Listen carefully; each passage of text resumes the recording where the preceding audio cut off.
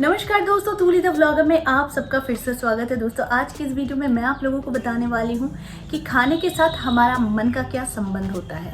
तो वो जानना भी बहुत ज़रूरी है क्योंकि अक्सर लोग बहुत पूजा पाठ करते हैं, बहुत मंत्रों की चैंटिंग करते हैं, लेकिन उनके जीवन में कोई सकारात्मक प्रभाव दिखता ही नहीं है। इसका रीज़न क्या है, तो वो सारी चीज़ें आज की इस वीडियो में। लेकिन हमेशा की तरह आगे बढ़ने से पहले चैनल को सब्सक्राइब कीजिए, बेल बटन को दबाइए। वीडियोज़ अच्छी लगती है तो लाइक, शेयर एंड कमेंट करना बिल्कुल भी मत भूलिए। दोस्तों हमारे जीवन में हम परेशानी में तो हमेशा घिरे रहते हैं, लेकिन इस परेशानी को दूर करने के लिए हम मंत्रों की चैंटिंग करते हैं, भगवान के शरण पे जाते हैं और साथ में बहुत सारे पूजा पाठ भी करते हैं, लेकिन फिर भी हमारा मन जो है वो शांत नहीं होता है।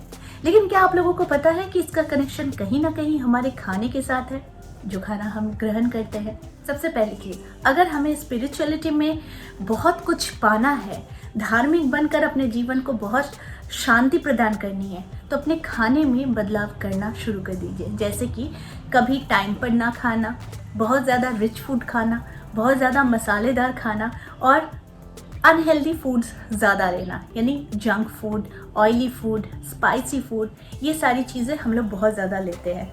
लेने के साथ साथ क्या होता है, इसका जो फंक्शन होता है अंदर, वो धीरे धीरे हमारे लिए डाइजेस्ट करने में, यानी खाने को डाइजेस्ट करने में प्रॉब्लम करती है।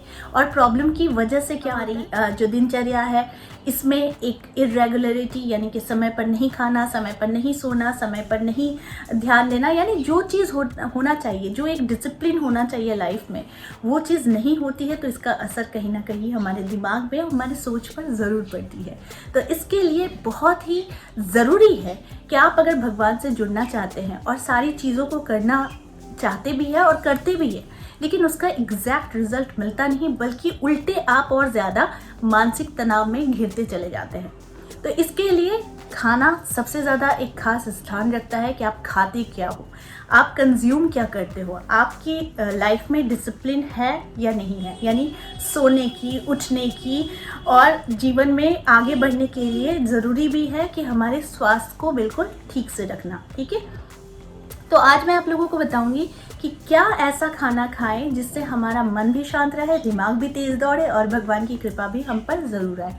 सबसे पहली चीज़, अपने डाइट में जो नॉन वेजिटेरियंस होते हैं उन लोगों के लिए नॉन वेज खाना वो छोड़ नहीं सकते हैं, ये सही बात है। तो आप जब धीरे धीरे इसको छोड़ने में ही भलाई होती है, क्योंकि किसी की इच्छा के विरुद्ध कोई चीज़ हम लोग करते हैं, यानी कि किसी को कष्ट देकर वो चीज़ हम अपने अंदर लेते हैं, तो उसमें एक बड़ी ही ये मान्यता नहीं होता है धर्म के हिसाब से। लेकिन इसका मतलब ये भी नहीं है कि अगर आप खाते हो, आप बचपन से एक हैबिट लेकर ग्रो कर चुके हो, तो इसको एकाएक आप नहीं छोड़ सकते हो। धीरे धीरे इसे कम करते करते इसे एकदम छोड़ देने में ही भलाई है।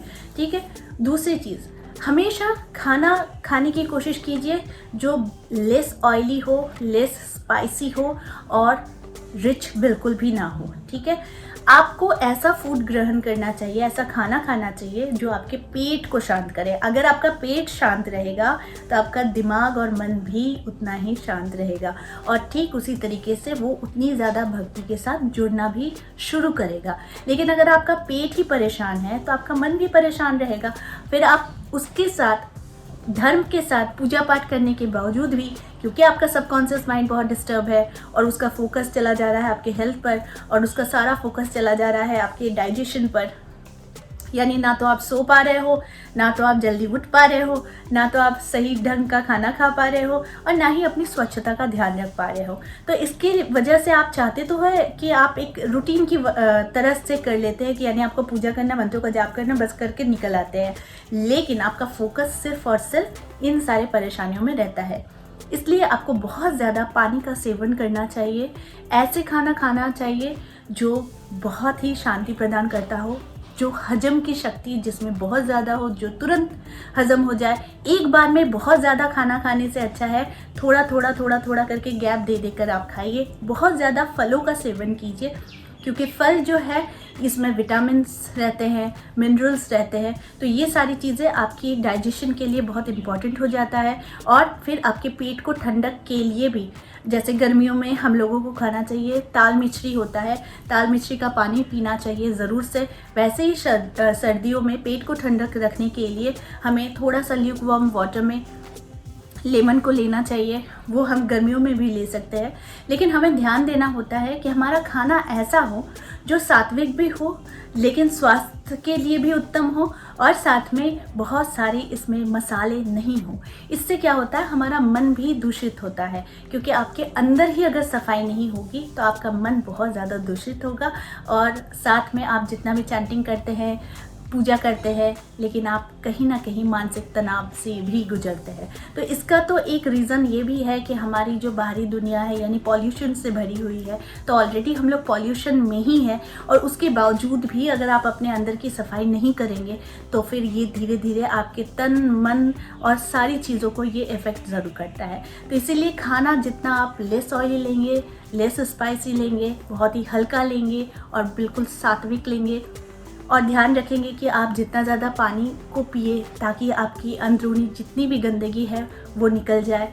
साथ में समय पर खाना, समय पर सोना, समय पर नहाना, समय पर पूजा करना, एक डिसिप्लिन आपके लाइफ के लिए बहुत ज़रूरी होती है, आध्यात्मिकता के लिए, है ना। तो अगर आप अपने लाइफ में डिसिप्लिन लेकर आएंगे तो आपको दिखेगा आपके जीवन में भी चेंजेस बहुत जल्दी आएंगे। यानी इतने सारे उपायों को करने के बाद भी अगर रिजल्ट नहीं मिल रहा था तो कुछ चीज़ें बदलाव कीजिए अपनी टाइम टेबल से, अपनी डेली रूटीन से, बस उसके बाद देखिए कि चमत्कार होना संभव ही रहता है। तो आई होप आज का वीडियो आप लोगों को अच्छा लगा होगा। इस तरह के वीडियोस मैं लाते रहूँगी। आज के लिए बस इतना ही, फिर मिलेंगे एक नए टॉपिक के साथ। तब तक के लिए आप सबको मेरा प्यार भरा ठंडा ठंडा वाला नमस्कार।